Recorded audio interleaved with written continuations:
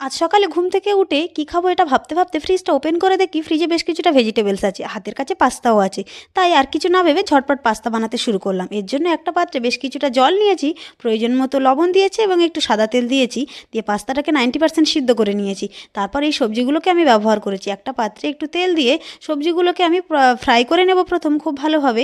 টমেটোটাকে একটু লাস্টে ফ্রাই করব, কারণ ওটা ফ্রাই করতে বেশিক্ষণ টাইম লাগে না তাই। তারপর সেটাকে খুব ভালো করে আমি নেড়েচেড়ে ফ্রাই করে নেওয়ার পরে আমি এখানে ব্যবহার করছি 1 চামচ টমেটো কেচাপ। টমেটো কেচাপটা দিয়ে ভালো করে মিক্সড করার পরে আমি জল ঝরিয়ে রাখা পাস্তাটা দিয়ে নিলাম।